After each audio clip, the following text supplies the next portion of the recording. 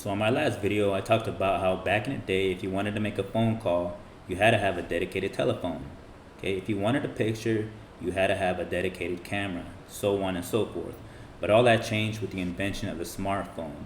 You now had all these products combined into apps on a single device. Okay, life insurance has likewise been upgraded. Okay, not only does it come with a death benefit, but it also comes along with a lot of living benefits, all of which can be accessed tax free. Okay, and that is just the tip of the iceberg.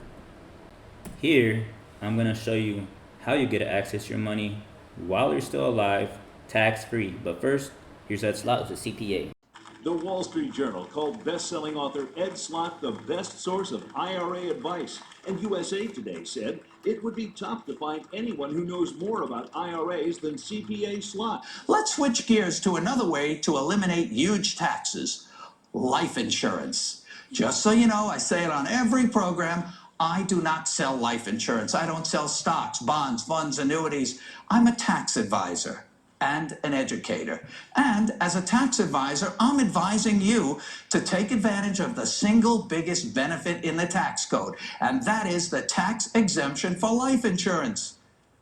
You've heard me talk about the incredible leverage and tax-free benefits of life insurance, mainly for your heirs. And that payoff is big. You turn relatively small amounts of taxable money into a tax-free windfall for your family. They'll end up with millions more than you ever had, all tax-free.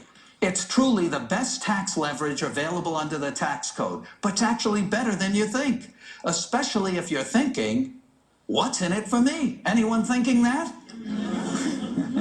In these volatile and uncertain times, you need to focus on investments that give you control, options, flexibility, and certainty. And you want to remove both stock market risk and tax risk. And you want a guarantee. And you want it all tax-free. That's a tall order. But you can get all of that with certain kinds of permanent life insurance. Most people think of life insurance as something that pays off after you're dead. That's true. But what if I told you that you could have tax-free access to your life insurance during your lifetime, so you could use it for yourself? You could begin moving large amounts of money from taxable accounts into a tax-free permanent life insurance policy. The money grows tax-free inside the policy. It's harder than ever today to make money on your investments. So the last thing you want to do is share any of your hard-earned gains with the government. You don't have to if those gains are earned within a life insurance policy. If your money's going to grow, may as well grow tax-free, right? You need to realize that life insurance is an investment, but it's better than your typical investment accounts because it's tax-free. Oh, and one more thing. Life insurance comes with something else that you can never get from the stock market: a guarantee. But how much can you invest? Well, that's up to you and the tax rules. Believe it or not, this is an area where you might want to invest the maximum you can into the policy. If you're approaching retirement or already retired and looking to shelter more of your taxable money into a tax-free vehicle, this might be the place for you. Alrighty, so now I'm going to show you how all this is done in compliance with the tax code. Alright, 3 important regulations to keep in mind: TEFRA, DEFRA, and TAMRA. Okay, and all this information can be found in the U.S. Code under Title 26. Okay, TEFRA. Now, what you see here is a simple timeline beginning with 1900, and the reason why it begins with 1900 is because in 1913, federal income tax was established as the 16th Amendment to the Constitution.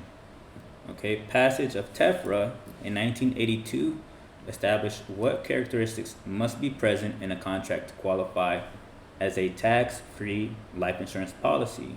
Okay, prior to this, it was kind of like the Wild West, where people were doing whatever they wanted. Okay, and so TEFRA outlined the legal definition of a life insurance policy. Next up is DEFRA. DEFRA was established in 1984 and has set limitations on premium size relative to the policy death benefit. Now, what does all that mean? Well, as an example, if you had a bucket you can only put a certain amount of water into that bucket. Same thing with life insurance. When you have a life insurance policy, you can only put a certain amount of money into it. If not, then the policy is no longer protected under tax-free status, nor can the funds be accessed tax-free. Okay, so DEFRA codified that yes, indeed, cash accumulation can be accessed tax-free and without penalty.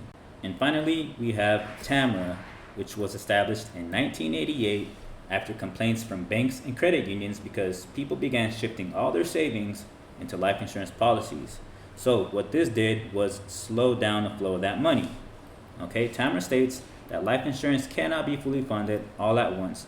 Otherwise, a taxable event is created. Contributions must be made over a period of 5 to 7 years to maintain its tax-free status. So, although these three regulations did set some boundaries, they also codified the tax-free living benefits that we get to enjoy through a life insurance policy.